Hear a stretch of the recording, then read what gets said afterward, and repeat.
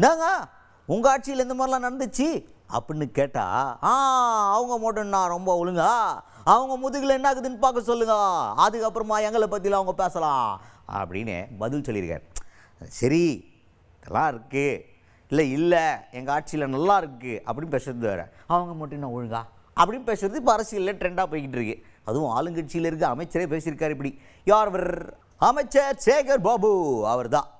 அவர்கிட்ட என்ன கேட்டாங்கன்னா, அவர் பயங்கரமான கோவத்தில் இருந்தார் போல்.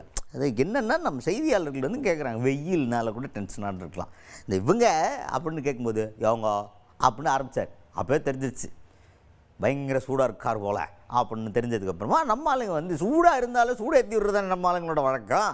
அப்புறம் இருக்குல்ல என்ன சார் உங்கள் ஆட்சியில் கடந்த ஆண்டில் வந்து குழந்தை திருமணத்துடைய எண்ணிக்கை சதவீதம் அப்படின்றது அதிகமாகிடுச்சு அப்படின்னு பாஜகக்காரங்களாம் குற்றச்சாட்டு வைக்கிறாங்களே அப்படின்னு போகிற போக்கில் இன்னும் கொந்தளிக்கிற மாதிரி சூட்டை ஏற்றி விடுற மாதிரி ஒரு கேள்வியை கேட்டு விட்டாங்க. அதுக்கு சேகர் பாபு அவர்கள் என்ன சொல்கிறாருன்னா, முதல்ல பாஜகக்காரங்க எங்கள் மேலே குற்றச்சாட்டில் வைக்கிறதுலாம் இருக்கட்டும், அவங்க முதுகில் என்ன இருக்குன்னு பார்க்க சொல்லுங்கள். மணிப்பூரில் பிரச்சனை தீர்ந்துருச்சா?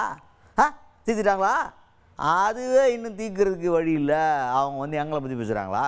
எங்கள் முதல்வர் யார் தெரியுமில்ல, எவ்வளோ பெரிய பிரச்சனை வந்தாலும் களத்தில் நின்று சந்திக்கிற மனுஷன், அப்பேற்பட்ட முதல்வரை கொண்டிருக்கோம் நாங்கள், அதெல்லாம் நாங்கள் சரி பண்ணிக்குவோம் அப்படின்னு கடைசியாக தான் சரி பண்ணுறதுக்கு நாங்கள் வந்து நடவடிக்கை எடுப்போம் அப்படின்ற மாதிரி முடிச்சிருக்கிறாரு அமைச்சர் சேகர் பாபு அவர்கள்.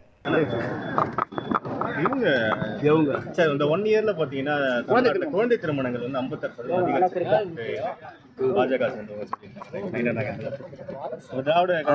தங்களுடைய முதுகை திரும்பி பார்த்துக்க சொல்லுங்க. மணிப்பூரில் இன்னும் கலவரம் ஓஞ்ச பாடு இல்லை, உத்தரப்பிரதேசில் இன்னும் சகஜ நிலைக்கு திரும்பல.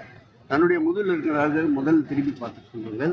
மாண்புமிகு முதலமைச்சர் அவர்கள் களத்தில் நிற்கின்றார். எந்த விதமான புகார் எந்த விதமான குறைபாடுகள் இருந்தாலும் அதை களைவதற்கு முன்னின்று களப்பணியாற்றிய ஒரு முதல்வரை தமிழகம் பெற்றிருப்பதால் இது போன்ற நிகழ்வுகள் வருங்காலத்தில் இல்லாமல் நிச்சயம் முதலமைச்சர் அவர்கள் செய்வார்.